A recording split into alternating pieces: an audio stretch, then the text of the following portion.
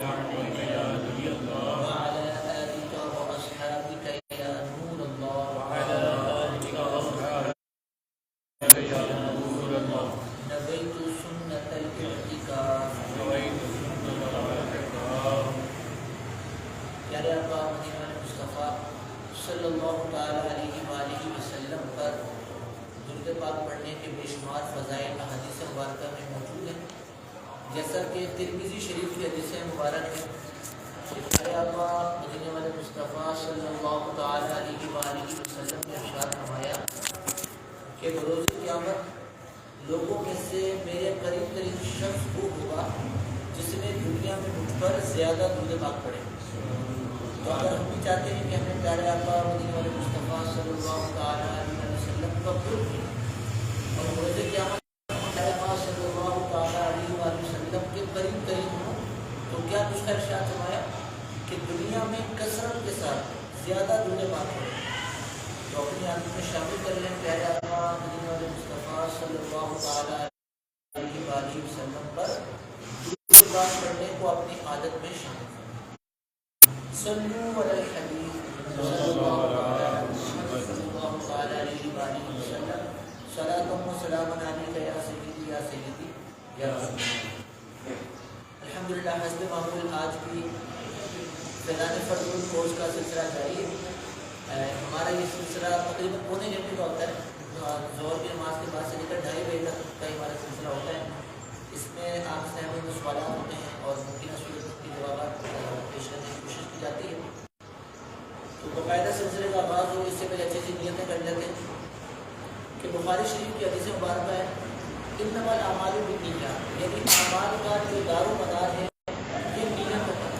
تو جتنی اچھی نیت زیادہ ہوں گی انشاءاللہ انہیں ثواب بھی زیادہ ہے۔ میں یہ نیت کرتا ہوں کہ اللہ کی رضا حاصل کرنے کے لیے اول تاخیر کے سلسلے میں شریک ہوں گا۔ جو مسائل معلوم کیے گئے ممکنہ صورت ان کے جوابات دینے کی کوشش کروں گا۔ جو کچھ یہاں بیان کیا گیا خود بھی اس پر عمل کروں گا۔ آپ اس ٹائم میں نیت کریں کہ اللہ کی رضا حاصل کرنے کے لیے اول تاخیر کے سلسلے میں شریک رہیں گے۔ یہاں پر جو مسائل بیان کیے گئے سن کر اس پہ عمل بھی کریں گے اور ممکنہ صورت میں اپنے دیگر استعمال بھی کریں گے اور علم دین حاصل کرنے کی نیت سے، علم دین کی تعظیم کی نیت سے جتنا ہو سکے باادب ہو کر اس سلسلے میں اول تاخیر شریک رہیں گے۔ اللہ تعالیٰ مجھے بھی اور آپ کو بھی عمل کرنے کی توفیق عطا فرمائے۔ جیسا کہ سردیوں کے ایام ہیں اور جیسے جیسے دن گزرتے جائیں گے سردی میں اضافہ ہوتا جائے گا، اسی حوالے سے ہم نے اسی مرتبہ کچھ مسائل سنے تھے، تو آج بھی انشاءاللہ اسی حوالے سے کچھ مسائل بیان کیے جائیں گے۔ توجہ کے ساتھ سنیں، جہاں کوئی بات نہ سمجھ آئے تو پوچھ لیجیے گا، اور جو باتیں یہاں بیان کی جائیں اسی میں سے اگر کوئی سوال آپ کا بنتا ہو تو معلوم بھی کر لیجیے گا۔ نماز میں چادر اوڑھنا عموماً جو ہے وہ سردیوں میں اس کی زیادہ نوبت پیش آتی ہے کہ جب سردی زیادہ ہوتی ہے تو نماز کی چادر اوڑھی جاتی ہے، چادر اوڑھ کر نماز پڑھی جاتی ہے۔ تو سوال یہ ہے کہ نماز میں چادر اوڑھنے کا طریقہ کیا ہے؟ آیا چادر جو ہے وہ سر کے اوپر سے اوڑھی جائے یا پھر کندھوں سے اوڑھی جائے؟ اس کا بہتر طریقہ کیا ہے؟ تو نماز میں چادر اوڑھنے کا جو سنت طریقہ ہے وہ یہ ہے کہ سر کے اوپر سے چادر اوڑھی جائے، جیسا کہ کنز الایمان کی حدیث مبارک ہے کہ پیارے آقا مدینہ والے مصطفیٰ صلی اللہ علیہ وسلم نے ارشاد فرمایا کہ اللہ عز و جل ان نمازیوں پر نظر رحمت نہیں فرماتا کہ جو اپنے امام اپنی چادروں سے نہیں چھپاتے، یعنی کہ چادر جو ہے وہ سر کے اوپر سے نہیں اوڑھتے، تو ایسے نمازیوں پر کہ جو نماز میں اپنی چادروں کو سر سے نہیں اوڑھتے، تو ایسے نمازیوں پر اللہ عز و جل نظر رحمت نہیں فرماتے۔ تو سنت طریقہ یہی ہے کہ نماز میں جب چادر اوڑھی جائے تو سر سے چادر کو اوڑھا جائے۔ البتہ اگر کسی نے سر سے چادر کو نہیں اوڑھا، کندھے سے چادر کو اوڑھ لیا، تب بھی اس کی نماز بلا کراہت ہو جائے گی، اس میں کسی قسم کی کراہت نہیں آئے گی، بغیر کسی کراہت کے اس کی نماز درست ہوگی۔ لیکن بہتر اور سنت طریقہ یہی ہے کہ جو چادر ہے یہ سر کے اوپر سے اوڑھی جائے۔ مزید ایک سوال یہاں پر یہ ہوتا ہے کہ چادر اوڑھ کر نماز پڑھ رہے ہیں تو قیام کی حالت میں جو ہاتھ ہے یہ چادر سے باہر نکال کر باندھے جائیں یا اگر ہاتھ چادر میں چھپ جائیں تو بھی کوئی مسئلہ نہیں ہے، اس میں کیا مسئلہ ہے؟ تو اگر کوئی عذر نہ ہو تو بہتر یہی ہے کہ ہاتھوں کو جو ہے وہ چھپایا نہ جائے، قیام کی حالت میں جو ہاتھ باندھے جائیں تو چادر سے باہر وہ بہتر ہی اگر کوئی عذر نہ ہو۔ لیکن اگر عذر ہے جیسے سردی وغیرہ ہے یا بغیر کسی عذر کے بھی کسی نے اپنے ہاتھوں کو جو ہے وہ چادر کے اندر چھپا دیا تب بھی اس کی نماز بغیر کسی بات کے ہو گئی کہ نماز میں ہاتھوں کو ظاہر کرنا، ان کو ننگا رکھنا یہ بھی ضروری نہیں بلکہ ہاتھوں کو چھپانا یہ بھی حدیث سے ثابت ہے۔ مسلم شریف کی حدیث مبارک ہے، حضرت سیدنا وائل بن حجر رضی اللہ عنہ راوی ہیں، فرماتے ہیں کہ میں نے پیارے آقا مصطفیٰ صلی اللہ علیہ وسلم کو نماز پڑھتے ہوئے دیکھا تو کیفیت آپ نے ارشاد فرمائی کہ پیارے آقا صلی اللہ علیہ وسلم نے تکبیر تحریمہ کے لیے اپنے ہاتھوں کو اٹھایا اور تکبیر تحریمہ کے بعد آپ نے اپنے آپ کو چادر میں لپیٹ لیا اور اپنے سیدھے ہاتھ کو اپنے جو دوسرا ہاتھ ہے اس پر رکھا۔ تو اس حدیث مبارکہ کے تحت حضرت ملا قاری علیہ رحمہ ارشاد فرماتے ہیں کہ پیارے آقا صلی اللہ تعالیٰ علیہ وسلم نے تکبیر تحریمہ کہنے کے لیے آستینوں سے اپنے ہاتھوں کو نکالا اور تکبیر کہنے کے بعد اپنے ہاتھ دوبارہ آستین میں چھپا لیے، اور شاید ایسا سردی کی وجہ سے۔ تو فقہاء کرام نے بیان فرمایا کہ اگر کوئی عذر نہ ہو تو بہتر یہ ہے کہ اپنے ہاتھوں کو ظاہر کیا جائے، لیکن اگر کسی نے عذر یا بغیر عذر کے ویسے بھی چادر کے اندر اپنے ہاتھوں کو چھپا لیا تب بھی اس کی نماز بغیر کسی کراہت کے درست واقع ہو۔ اچھا، یہ جو چادر اوڑھنے کا میں نے ذکر کیا کہ سر کے اوپر سے چادر کو اوڑھا جائے، اگر کسی نے کندھے سے چادر کو اوڑھ لیا تب بھی اس کی نماز درست ہے، تو یہ مردوں کے حوالے سے۔ عورتوں کے لیے ایسا نہیں ہے کہ وہ چادر جو ہے وہ اگر کندھوں سے اوڑھ لیں تو بھی کوئی مسئلہ نہیں ہے، عورتوں کا مسئلہ جدا ہے۔ عورت جو ہے اس کا جو ستر عورت ہے چھپانے کی جو چیز ہے، چہرہ اور دونوں ہاتھ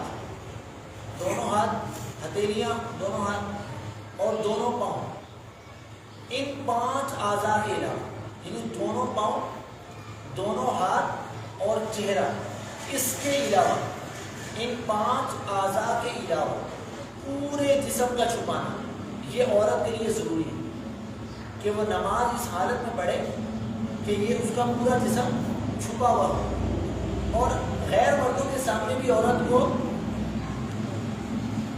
انہی اعضاء کو کھولنے کی اجازت ہے، اس کے علاوہ دیگر اعضاء اس کو چھپانا، بلکہ فی زمانہ علماء کرام نے چہرہ کھلا رکھنے سے منع کیا کہ غیر محرم کے سامنے چہرہ کو کھلا رکھنے کی اجازت نہیں، اور کسی غیر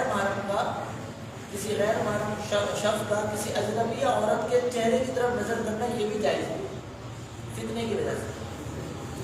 تو نماز میں دونوں ہاتھ، دونوں پاؤں اور چہرے کی ٹکلی کے علاوہ پورے جسم کو عورت نے چھپانا۔ تو اگر کسی عورت نے اس طرح نماز ادا کی کہ اس نے باریک دوپٹہ لیا کہ اس کے جو سر کے بال ہیں وہ نظر آ رہے ہیں، اس کی نماز ہی نہیں ہوتی۔ اسی طرح اس نے ایسا لباس پہنا ہوا ہے کہ جس میں اس کا جسم نظر آ رہا ہے، باریک کام کا لباس پہنا ہوا ہے، یا ہاف آستین والا لباس پہنا ہوا تو اس کی آستینیں ظاہر ہو رہی ہیں۔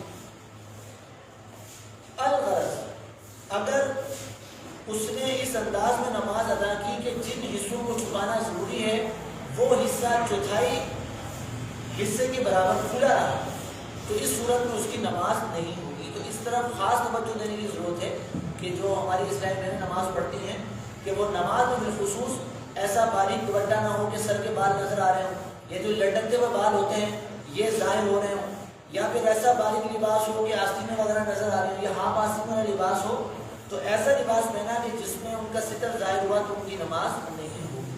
پھر اس کے باقاعدہ ایک الگ سے مسائل ہیں۔ تو چادر اوڑھنے کا جو میں نے مسئلہ ذکر کیا تھا تو وہ خاص مردوں کے حوالے سے تھا کہ ان کے لیے سنت طریقہ یہ ہے کہ وہ اپنے سر سے چادر کو اوڑھیں، لیکن اگر سر سے چادر اوڑھنے کے بجائے کندھوں سے چادر کو اوڑھ لیا تب بھی نماز بغیر کسی کراہت کے درست ہوگی۔ اچھا، جہاں چادر کا مسئلہ آتا ہے تو وہیں پر یہ صدر کا بھی مسئلہ درپیش ہوتا ہے کہ نماز میں صدر کا کیا ہوتا ہے۔ صدر کہتے ہیں جسے پہلے تو اس کو سمجھنا چاہیے، تو چادر ہوگی اگر لے ہیں تو چادر چلا لے ہیں تو میں صدر کا بھی ایک عملی طریقہ بھی دکھاتا ہوں۔ نماز میں صدر کرنا یہ مکروہ تحریمی ہے۔ اس صورت میں جو پڑھی گئی نماز اس کو دوبارہ پڑھنا واجب ہے۔ صدر کا مطلب یہ ہوتا ہے کہ چادر کو سر پر یا پھر کندھے پر اس طرح رکھنا کہ اس کے دونوں کنارے لٹکتے ہوں، اس کے دونوں کنارے لٹکتے ہوں، یہ صدر ہے۔ اور نماز میں صدر یہ مکروہ تحریم ہے۔ ایسی نماز جو صدر کے ساتھ پڑھی گئی اس نماز کو دوبارہ پڑھنا یہ بھی واجب ہے۔ باہر شریعت میں جہاں نماز کے مکروہات کا بیان ہے تو وہیں پر مکروہات تحریمہ کو بھی بیان کیا گیا، تو انہی میں سے ایک مکروہ تحریم اس کو بھی ذکر کیا کہ نماز میں صدر کرنا یہ مکروہ تحریم ہے۔ تو ابھی چادر آتی ہے تو میں اس کا عملی طریقہ بھی انشاءاللہ آپ کو دکھا دیتا ہوں۔ جیسے کہ ابھی سردیوں کے دن آ رہے ہیں تو اس میں چادر کا استعمال زیادہ ہوگا، تو ہمیں اس انداز سے بھی بچنا ہے کہ ایسا نہ ہو کہ ہم نماز میں صدر کر بیٹھیں اور اس وجہ سے ہماری وہ نماز مکروہ تحریمی واجب الاعادہ ہو۔ اچھا، اب تک کی جو گفتگو ہوئی اس میں کوئی سوال اگر ہے کسی اسلامی کا تو کر سکتے ہیں، تو آگے چلیں۔ جی خورشید چادر، اچھا احرام کی چادر کو کندھے سے پہنا جاتا ہے، اس میں کیا حکمت کیا ہے؟ یہ تو بعد میں عرض کروں گا، دیکھ کر اس میں کیا حکمت ہے۔ خورشید کا جو سوال یہ ہے کہ احرام کی جو چادریں ہیں اس میں جو ہے وہ کندھوں سے اس کو پہنا جاتا ہے۔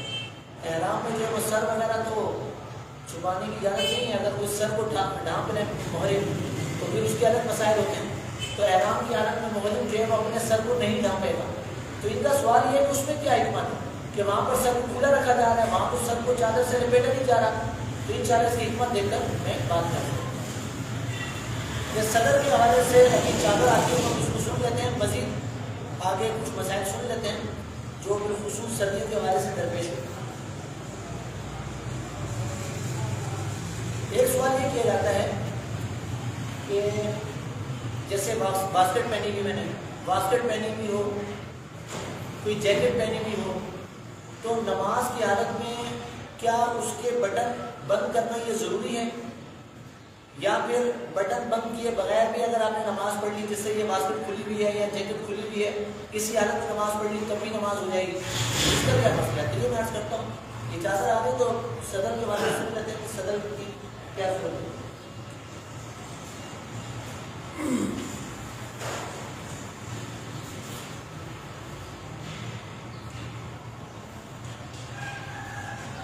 نماز میں صدر جو ہے یہ مکروہ تحریم ہے، تو صدر کی صورت یہ بنے گی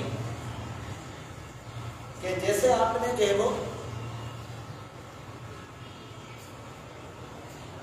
سر پر چادر دی، یہ سر پر چادر دی اور اس کے دونوں کنارے یہ لٹک رہے ہیں، اس کے دونوں کنارے یہ لٹک رہے ہیں، یہ مکروہ تحریم ہے اگر اس انداز سے نماز پڑھی۔ اسی طرح کندھے پر چادر رکھی اور اس کے دونوں کنارے لٹک رہے ہیں، یہ صدر ہے۔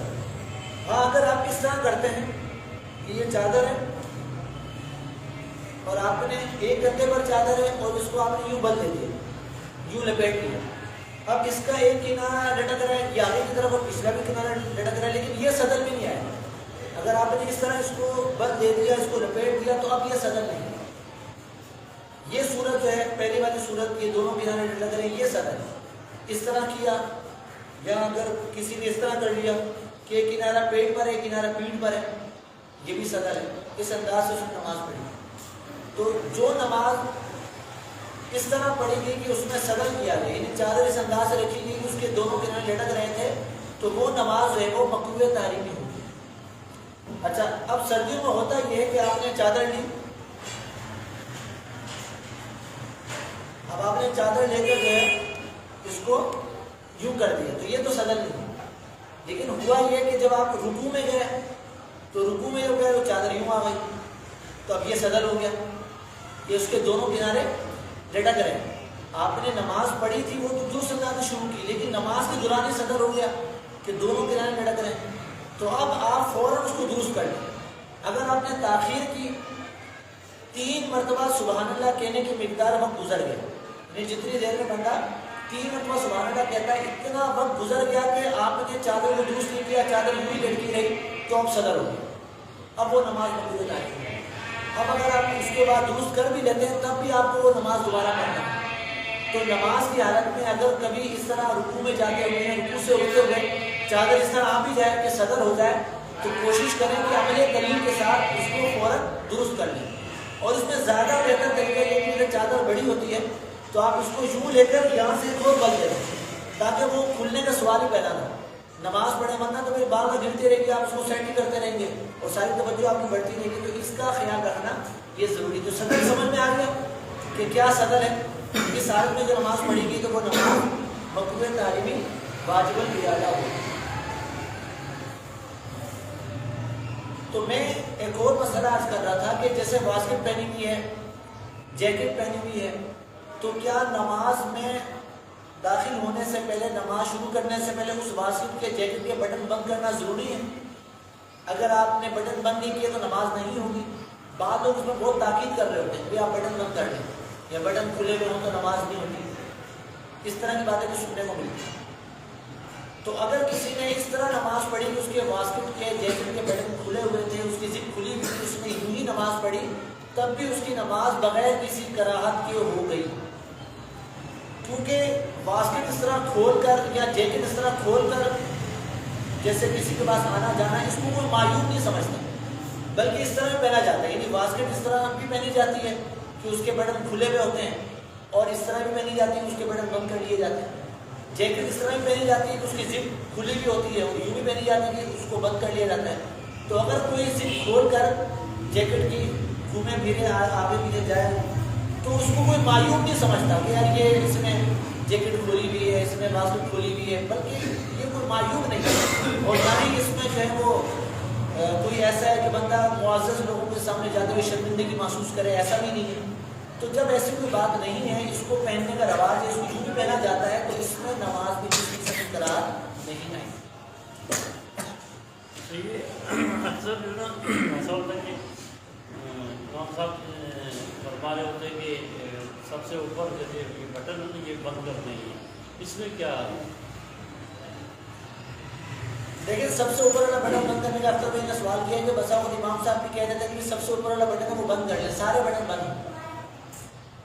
اس میں مسئلہ یہ ہوتا ہے کہ اگر کسی نے اس طرح نماز پڑھی کہ اس کے بٹن کھلے میں ہیں اور نیچے اس نے کوئی بنیان وغیرہ نہیں پہنی ہوئی کہ جس سے اس کا سینہ نظر آ رہا ہے، سینے کا اکثر حصہ اس کا ظاہر ہو رہا ہے، کھلا ہوا ہے، تو ایسی حالت میں پڑھی گئی نماز یہ مکروہ تنزیہی ہوگی.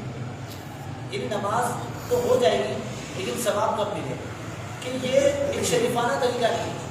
اور اس کو ہر کوئی معیوب سمجھے گا کہ جس طرح اس کا بٹن کھلے میں، سینہ کھلا ہوا ہے، سینہ اس کا کھلا ہوا ہے، سینہ نظر آ رہا ہے.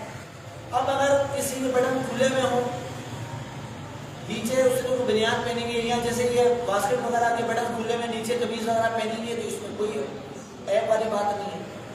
تو یوں ہی اگر کسی نے سارے بٹن بند کیے ہوئے کوئی ایک بٹن کھلا ہوا ہے، جیسے ایک بٹن کھلا ہوا ہے یہ اس نے بٹن بند نہیں کیا، تو اس میں کوئی عیب والی بات نہیں ہے. کہ عام طور پر بندہ اس طرح آتا جاتا ہے، اس طرح چلا بھی جاتا ہے، کسی دعوت بھی چلے جاتا ہے، تو یہ اہتمام نہیں کرتا بندہ سارے بٹن بند کرے. تو اور عام طور پر یہ اوپر والا بٹن نہیں ہے، بعد میں بند نہیں بھی کیا جاتا ہے کیونکہ بہت ٹائٹ ہو جاتا ہے. تو اگر کوئی ایک بٹن کھلا ہوا بھی ہے تو اس میں کوئی ایسی بات نہیں ہے کہ معیوب سمجھا جائے. تو اگر کسی نے بند نہیں کیا تو بھی اس کو کوئی حرج والی بات نہیں. اور اگر آسانی سے بند ہو سکتا ہو تو اچھی بات ہے، اہتمام کریں، سارے بٹن بند کر لیں کہ اچھے اہتمام کے ساتھ جو ہے وہ اللہ کی بارگاہ میں حاضر.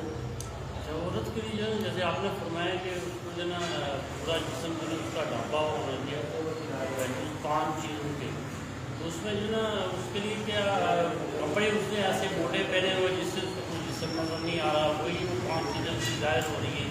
اور وہ چادر جو اس نے اوڑھی ہے تو وہ چادر جو ہے نا کیا وہ چادر ایسی تو بڑی چادر وہ کرے کہ پورا جسم اس سے ڈھانپ لے، کیا اس کے لیے یہ ضروری ہے یا کپڑوں کا جو نا اگر وہ ہے تو چھوٹی چھوٹی ایسی چادر جو کہ اس کے بالوں کو جو نا اس سیاہی نظر نہ آئے. ویسے جو ہے چادر اوڑھ لے چھوٹی سی جو ہے اس میں بھی اس کی نماز ہو جائے گی. اس کو اتنی بڑی چادر اوڑھنی پڑے گی جس کی وجہ سے جو ہے اس کی نماز ہو. اس کو یہ اہتمام کرنا ہے کہ اس کا کوئی بھی حصہ ظاہر نہ ہو. جو سر کے بال ہوں یہ ظاہر نہ ہو, گردن وغیرہ کلائی وغیرہ یہ ظاہر نہ ہو, سر سے جو بال لٹک رہے ہیں یہ ظاہر نہ ہو. یعنی پورے جسم کو چھپانا, اس کا اہتمام کرنا اس کے لیے ضروری ہے. اگر اس طرح اہتمام نہیں کیا, اس نے باریک دوپٹہ لیا کہ سر پہ بال نظر آ رہے ہیں, ہاں اس نے باریک دوپٹہ لیا ہوتا لیکن نماز پڑھنے سے پہلے اس نے جو اوپر کوئی چادر لے لی, اسکارف لے لیا تو اس کے بعد چھپ گئے. اب کسی عورت نے ہاف آستین کا لباس پہنا, مثال میں اب ہاف آستین کا لباس پہن کر اگر کسی محرم کے سامنے جیسے گھر میں ہی ہے تو اس میں حرج والی بات نہیں ہے. لیکن ایسا لباس پہن کر اگر وہ غیر محرم کے پاس جاتی ہے تو یہ تو جائز نہیں ہوتی. جسے غیر محرم کی نظر اس پر پڑتی تو یہ بھی جائز نہیں ہوتی. لیکن اگر ہاف آستین کا اس نے لباس پہنا ہوا ہے لیکن نماز پڑھنے سے پہلے اس نے کوئی بڑی چادر لی کہ جس سے اس کی کلائیاں وغیرہ بالکل نظر نہیں آ رہی, نماز اس کی کلائیاں چھپی نہیں ہے, نماز نہیں, تو اس نے نماز میں جو ستر کا اہتمام تھا وہ اس نے پورا کر لیا.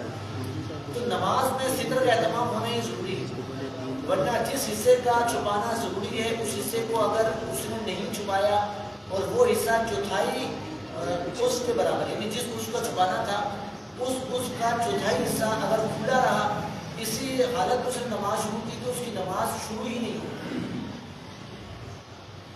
اگر چوتھائی سے کم تھی تو نماز ہو گئی. جیسے کہ ایک عورت ہے اس کا خامد فوت ہو گیا, تو آپ جو یہاں پہ ایسا کوئی سسٹم ہے کہ انہوں نے ایک کنسیپٹ بنایا ہوا لوگوں نے جیسے زیادہ پوری ہو جائے عورت, جیسے کسی کی عمر 50 سال 60 سال سے 70 سال سے پورے اس کا خامد ہوتا جو ہے اس کے لیے تو 4 مہینے 10 دن کے لیے اس کے لیے کوئی اتنا کوئی خاص وہ نہیں کرتے.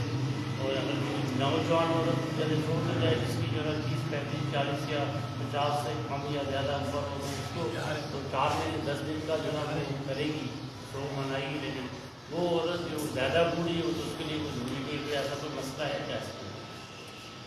دیکھیں عدت لازم ہونے یا نہ ہونے میں عورت کا بوڑھا ہونا جوان ہونا اس کی کوئی قید نہیں.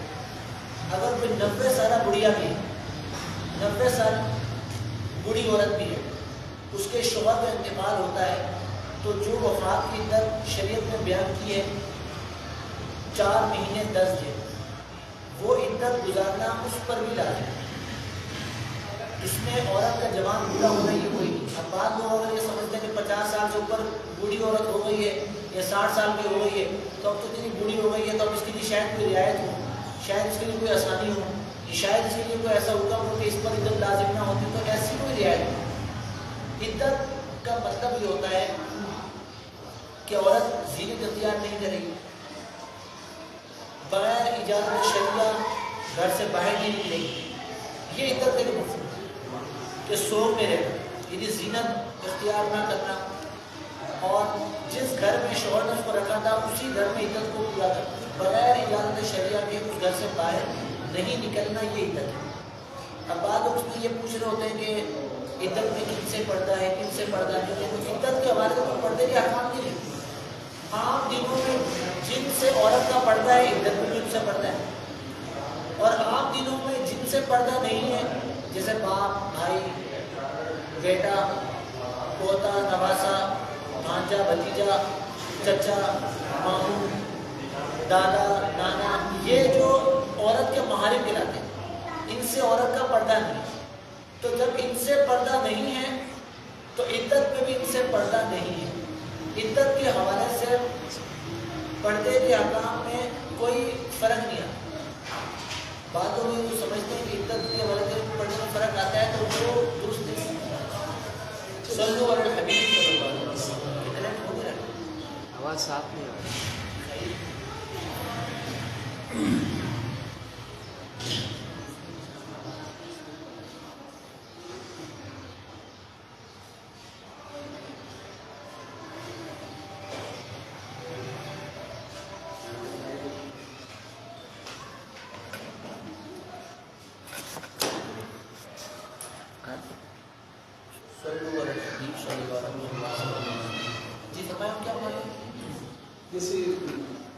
मजबूरी के तहत अगर उसके बच्चे पढ़ रहे हैं उसको स्कूल छोड़ना पड़े, डॉक्टर के पास जाना पड़े, इस तरह कोई डॉक्यूमेंट के हवाले से बाहर निकलना,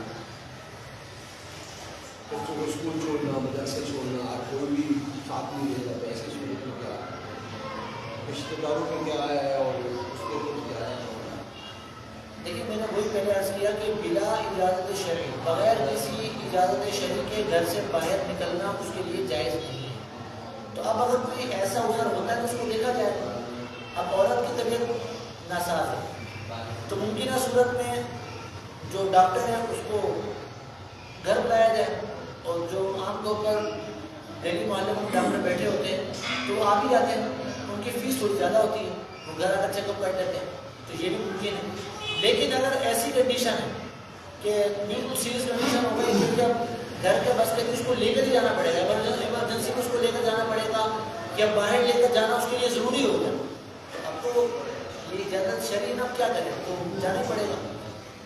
अब वो जो आपने दूसरी बात कही कि भाई स्कूल जॉब करती है, अगर जॉब करती है या बच्चों को स्कूल छोड़ने जाना है या मदरसे लेने जाना, तो ये कोई ऐसे आज़ाद नहीं है कि जिनकी वजह से उसको याद है उसके जो ख़ानदान वाले उनको एक शरीय मसले से आगाह किया जाएगा। भाई ये मसला है, शरीयत का मसला है कि 4 महीने 10 दिन उसमें इद्दत है। अब ये कोई ज़रूरत तो नहीं है कि बच्चों को छोड़ने के लिए मदरसे जा रही है, बच्चों को छोड़ने के लिए स्कूल जा रही है, ज़रूरत तो नहीं है। इसका एहतमाम करें, आप उनको समझाया जाएगा। अब अगर नहीं समझते तो फिर अगला स्टेप है, हम जज से ये तो नहीं कहते कि ठीक है वो नहीं समझ रहा वो चली जाए, कंडीशन देखी जाएगी, क्यों नहीं समझ रहे, उनको मसला बताया जाएगा, भाई ये मसला है, शरीय मतलब मसला है, तो उसकी इद्दत गुजारती है, वो नहीं निकल सकते, आप इसका एहतमाम करें। तो इद्दत के हवाले से ये पर्दे के अहकाम में कोई इसमें नहीं होता, इद्दत में उम्र का कोई नहीं है कि भाई इतनी उम्र हो कि इद्दत के अहकाम में कोई रियायत मिल जाए। 50 साल गुड़िया है तो अब जो है वो उसकी इद्दत जो है वो नहीं होगी, ऐसा कुछ। 50 साल से ऊपर हो, 90 साल हो, 100 साल हो, जब शोहर का इंतकाल हुआ तो शरीयत ने इसकी इद्दत 2 बयान की। अगर इंतकाल के वक्त औरत पेट से, उसके पेट में बच्चा है, तो जब बच्चा पैदा होगा उसकी इद्दत खत्म हो, और अगर वो पेट से नहीं है तो ऐसी औरत के लिए जो वफात की इद्दत है वो 4 महीने 10 दिन। तो मैं ये मसला अर्ज कर रहा था कि जैकेट के या बास्केट वगैरह के बड़े चूल्हे में तो इसमें नमाज में कोई करार नहीं है कि नमाज में इस ज़िम्मे में ये सुन लेते हैं कि नमाज के लिए एहतमाम करने की हद, जैसा कि इरशाद बारी ताला है, पारा नंबर 8 सूरह अल-आराफ की आयत नंबर 31 है, बिस्मिल्लाहिर्रहमानिर्रहीम, या बनी आदम खुज़ू ज़ीनतकुम इंद कुल्ली मस्जिद, यानी ए औलादे आदम मस्जिद के वक्त ज़ीनत लो। इसकी तफसीर में उलमाए कराम फरमाते हैं कि यहाँ से मुराद लिबास ज़ीनत है, यानी बंदा जब नमाज के लिए आए तो ज़ीनत का एहतमाम करे, इतर लगाए, कंघी करे, अच्छे एहतमाम के साथ नमाज के लिए रब की बारगाह में हाजिर। ऐसा ना हो कि मेरा कुछ लिबास पहना हुआ है, काम काज वाले कपड़े पहने हुए हैं, या फिर ऐसी हालत है कि ऐसी हालत में जो है वो मुअज़्ज़ज़ लोगों के सामने जाना गवारा नहीं करता, इस हालत में नमाज में आ गया, तो ऐसा ना। हम जिनके मुक़ल्लिद हैं, हमारे जो इमाम, हमारे पेशवा हज़रत सैयद इमाम आज़म अबू हनीफ़ा अलैहिर्रहमत, आपके बारे में आता है कि आपने जो है वो एक मख़सूस लिबास रखा हुआ, कमीज़, पजामा, इमामा, एक मख़सूस आपने रखा हुआ था कि आप उस लिबास को तहज्जुद की नमाज के लिए इस्तेमाल करें, और उसकी कीमत कम बेश 1500 दिरहम थी। आप फरमाते कि जब हम लोगों के सामने जाते हैं, अच्छे एहतमाम के साथ जाते हैं, तो ये तो बिल्कुल रब की बारगाह है, तो रब की बारगाह में जाते हुए कैसे एहतमाम किया जाए, तो ये हमारे समझाने के लिए हम भी और करें। कभी शादी हो, कोई दावत हो, तो हमारा लिबास कैसा होता है, शादी में हम कभी ऐसा नहीं होगा मेला गुजरा लिबास बनकर चले गए, बहुत एहतमाम के साथ जाते हैं। तो जब हम शादी में जा रहे हैं, दावत में जा रहे हैं, एहतमाम के साथ जा रहे हैं, तो ये तो रब की बारगाह है, तो रब की बारगाह में हाजिर होते वक्त हमारा एहतमाम ना हो तो ये मुनासिब नहीं। اس کی چند مثالیں سنیں.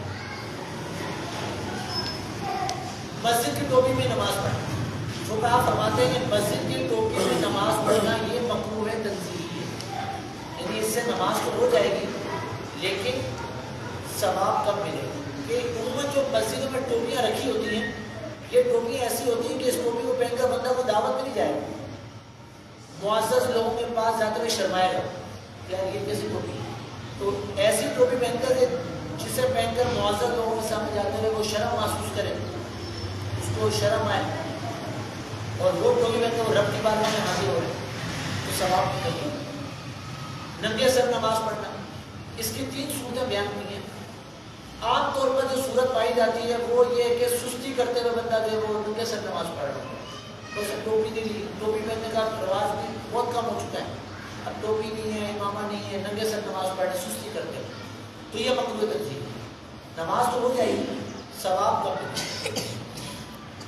ایک دوسری صورت یہ ہے کہ کسی کو ننگے سر نماز پڑھتے ہوئے خشوع خضوع حاصل ہوتا ہے، اس کی نماز میں توجہ رہتی ہے.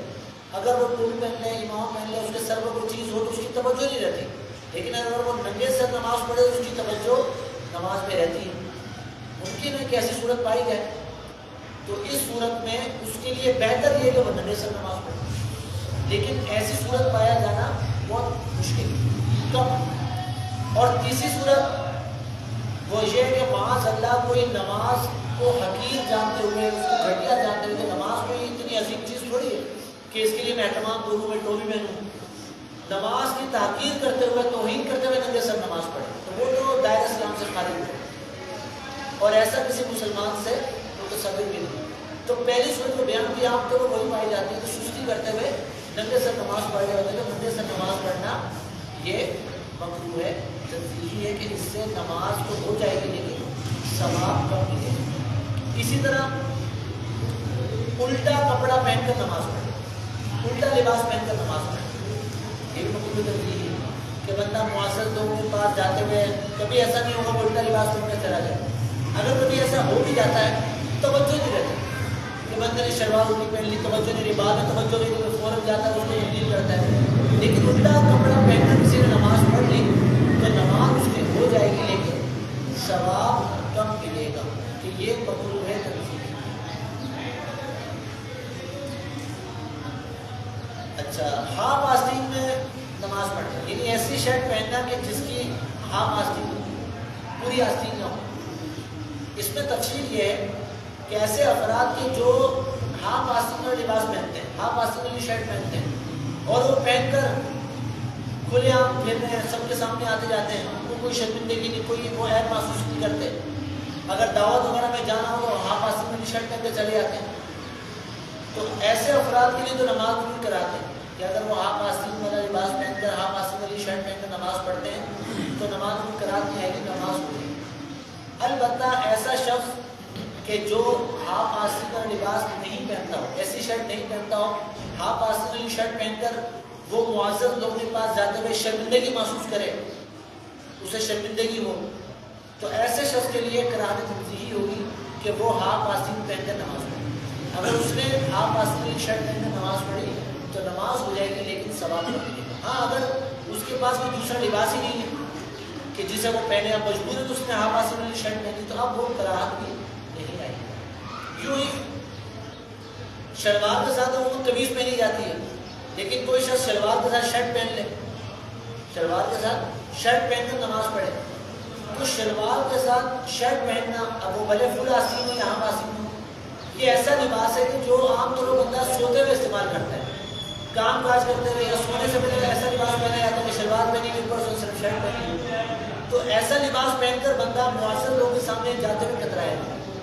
اس کو ایک عیب سمجھا جاتا ہے، معیوب سمجھا جاتا ہے کہ بندہ جو ہے وہ شلوار پہنی ہو، ساتھ صرف بنیان ہی اوپر صرف شرٹ پہنی ہو، ایسے گھوم پھر رہا ہو. تو ایسا لباس پہن کر رب کی بارگاہ میں حاضر ہوگا.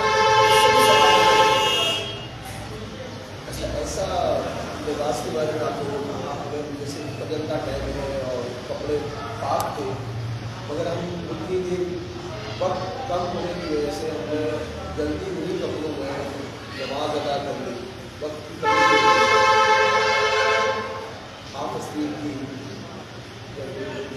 پاک تھے کمی کی وجہ سے ہم کپڑے نکالیں یا اس میں ٹائم لگے گا تو فجر کا ٹائم ختم ہو جائے گا. ایسی صورت میں یا دوسری صورت میں تنہائی میں وہ نماز اس حالت میں پڑھ رہے ہیں. کپڑے ہیں کپڑے کرانے یا اس طرح اس کے بارے میں کوئی دن نہیں ہے وقت بارے میں کہ تنہائی میں کوئی دیکھنے والا نہیں. اسی میں سوال یہ ہے کہ تنہائی کا پڑھتے ہوئے اس نے اہتمام نہیں کیا اور دیگر لباس موجود ہے لیکن اس کے باوجود اس نے وہ جو ہاف آسم والی شرٹ پہن کر اسی میں نماز پڑھ لی تو نماز تو باہر سے ہو جائے گی. جس صورت میں اس کی طرف سے کوتاہی پائی جائے گی, سستی کرتے ہوئے اس نے اہتمام نہیں کیا, اسی انداز میں نماز پڑھ لی تو نماز تو ہر صورت میں ہی ادا ہو جائے گی لیکن ثواب میں کمی ہے. تو اس میں اہتمام کرنا چاہیے کہ بندہ جب نماز کے لیے آ رہا ہے, رب کی بارگاہ میں حاضر ہو رہا ہے تو پورے اہتمام کے ساتھ آئے. کام کاج اور لباس ہو تو وہ ایسا ہو کہ اس میں جو ہے وہ مطلب کہ میلا پن نہ ہو, میلا کچرا لباس نہ ہو, یا کام کاج اور لباس ایسا ہو کہ جس کو پہن کر جو ہے وہ معاصر لوگوں کے سامنے جاتے ہوئے شرم محسوس کرے تو ایسا لباس نہ ہو. نماز کے لیے الگ سے لباس رکھتے ہیں. جن کا اس طرح ذہن بنا ہوا ہوتا ہے وہ کرتے بھی کہ وہ کام کاج کریں گے ساتھ دوسرا لباس بھی رکھیں گے. جب نماز کا وقت ہوگا وہ لباس تبدیل کریں گے, کپڑے تبدیل کریں گے, نماز پڑھیں گے, پھر جب دوبارہ کام پہ جائیں گے تو دوبارہ وہ لباس پہن لیں گے. تو جب ذہن بنا ہوا ہوتا ہے تو بندہ جو ہے وہ اس طرح اہتمام کر لے. بندہ ذہن نہ بنا ہو تو بس نماز ہی پڑھنی ہے تو پھر تو وہ اس کے اتنا اہتمام بھی نہیں کرتا. تو اہتمام کے ساتھ رب کی بارگاہ میں حاضر ہو, کنگھی کرے, بالوں کو سنوار لے, خوشبو وغیرہ کا اہتمام کرے, بدبو وغیرہ نہ ہو اس کا اہتمام کرے کہ بدبو وغیرہ نہ آ رہی ہو, منہ سے بدبو نہ آ رہی ہو, کپڑوں سے بدبو نہ آ رہی ہو. کہ بدبو لے کر مسجد میں آنے تو ویسے بھی جائز نہیں ہے کہ مسجد کو بدبو سے بچانا یہ ضروری ہے. تو مکمل اہتمام کے ساتھ رب کی بارگاہ میں حاضر ہو. اللہ تعالیٰ سے دعا ہے کہ اللہ تعالیٰ ہم نے جو آج شرعی مسائل سنے اس پر عمل کرنے کی توفیق عطا فرمائے اور ان مسائل کو بیان کرنے میں جو غلطی کوتاہی ہو گئی ہو معاف. نفس کے لیے رکھ لیں کہ نمازی کے آگے سے گزرنا جو ہے یہ کیسا ہے اور کتنی صفوں میں صفحے چھوڑ کر نمازی کے آگے سے گزر سکتے ہیں. تو اس میں جو نا نفس میں جو ہے اس کا خیال مجلس اختتامی دعا پڑھ لیتے ہیں. حضرت سیدنا عبداللہ بن عمرو بن العاص رضی اللہ تعالیٰ عنہ ان سے روایت ہے کہ جو شخص یہ دعا کسی مجلس سے اٹھتے وقت 3 مرتبہ پڑھے تو اس کی خطاؤں کو معاف کر دیا جائے, اور جو مجلس ذکر اور مجلس خیر میں یہ دعا 3 مرتبہ پڑھے تو بھلائی پر مہر لگا دی جائے. تو ہم پڑھ لیتے ہیں. الصلاۃ والسلام علیک یا رسول اللہ وعلی آلک و اصحابک یا حبیب اللہ سبحانک اللہم وبحمدک لا الہ الا انت استغفرک واتوب الیک. سبحانک اللہم وبحمدک لا الہ الا انت استغفرک واتوب الیک. سبحانک اللہم وبحمدک لا الہ الا انت استغفرک واتوب الیک. الصلاۃ والسلام علیک یا نبی اللہ وعلی آلک و اصحابک یا حبیب اللہ. ہمارے شکیل بھائی جو غوثیہ مسجد کے زیر نگران کے ہیں, ان کی خالہ کا ابھی 8 دسمبر کو اٹک میں انتقال ہوا اور ہماری اسلامی بہن ہے ان کی والدہ کا گزشتہ رات انتقال ہوا. تو ہم ان دونوں مرحوموں کے لیے بالخصوص فاتحہ پڑھ لیتے ہیں, ان کے لیے دعا کا بھی اہتمام کر لیتے ہیں. تمام اسلام بھائی 1 مرتبہ سورہ فاتحہ اور 3 مرتبہ سورہ اخلاص پڑھیں.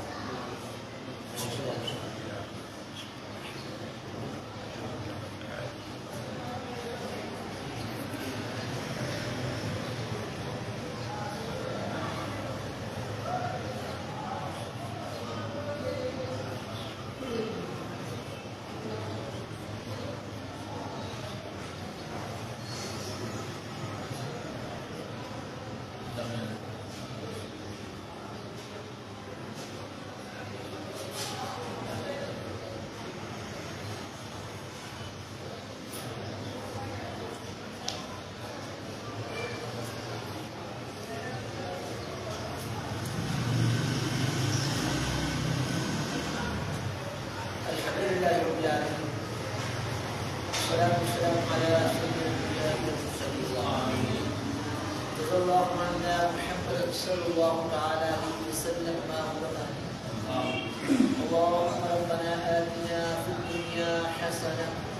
وفي الآخرة حسنة وقنا عذاب النار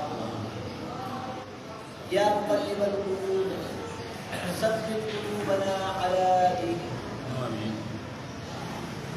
يا رسول الله كن حالنا يا حبيب الله اسمع قولنا إننا في بحر هم مغرق خذ يدي سهل لنا أشكالنا يا أرحم الراحمين يا أرحم الراحمين يا أرحم الراحمين يا ربنا يا ربنا يا ربنا يا ربنا يا ربنا يا الله يا رحمن يا رحيم يا ذا الجلال والإكرام مالك ہمارے یہاں جمع ہونا اپنی بارگاہ میں قبول فرما۔ اے مالک مولا فضائل فرض کو اپنی بارگاہ میں قبول فرما۔ اے مالک مولا اس سلسلے میں جو سوالات کیے گئے ان کے لیے جوابات دیے گئے ان کو جو غلطی کوتاہی ہوئی وہ معاف فرما۔ ہمیں شرعی غلطیوں سے بچتے ہوئے علم دین سیکھنے سکھانے کی توفیق عطا فرما۔ اے مالک مولا یہاں جو مسائل بیان ہوئے ہمیں اس پر عمل کرنے کی توفیق عطا فرما۔ اے مالک مولا اس سلسلے کو ہماری نجات کا ذریعہ بنا۔ اے مالک مولا نماز ظہر ادا کی علم دین سیکھنے سکھانے کا سلسلہ ہوا، سورہ فاتحہ سورہ اخلاص پڑھی گئی، ان تمام نیک اعمال کا ثواب ہمارے ناقص عمل کے مطابق نہیں بلکہ اپنے کرم کی شاید نشان رکھا۔ اس کا ثواب تیرے پیارے حبیب صلی اللہ تعالیٰ علیہ وسلم کی مقدس بارگاہ میں ہدیۃ تحفۃ نذرات پیش کرتے ہیں، قبول فرما۔ پیارے آقا مصطفیٰ صلی اللہ تعالیٰ علیہ وسلم کے صدقے وسیلے سے اس کا ثواب تمام انبیاء کرام، تمام مرسلین، صحابہ کرام، تابعین، تبع تابعین، ائمہ مجتہدین، امہات المؤمنین، خلفائے راشدین، شہداء بدر، شہداء احد، شہداء کربلا، شہداء اسلام، پیارے آقا محمد مصطفیٰ صلی اللہ تعالیٰ علیہ وسلم کے آباء و اجداد، آپ کے اہل بیت کرام رضوان اللہ تعالیٰ علیہ مجمعین سب کے ارواح کو پیش کرتے ہیں، قبول فرما۔ پیارے آقا محمد مصطفیٰ صلی اللہ تعالیٰ علیہ وسلم کے سب کے وسیلے سے تمام اولیاء کرام کو خصوص تمام ولیوں کو سردار حضور و سپاہ رضی اللہ عنہ کی بارگاہ میں پیش کرتے ہیں، قبول فرما۔ تمام سلاسل گزار رحمہ اللہ اپنے پیر و مرشد کی بارگاہ میں پیش کرتے ہیں، قبول فرما۔ بالخصوص اس کا ثواب ہمارے شکیل بھائی کی مرحومہ خالہ کی روح کو پیش کرتے ہیں، قبول فرما۔ اور ہماری اسلام میں ان کی والدہ کو گزشتہ رات انتقال ہوا، ان کی والدہ کی روح کو پیش کرتے ہیں، قبول فرما۔ اے مالک مولا ان دونوں مرحومہ کی قبر کو طاعت نگاہ وسیع فرما۔ اے مالک مولا ان دونوں مرحومہ کی قبور کو جنت کے باغوں سے باغ بنا۔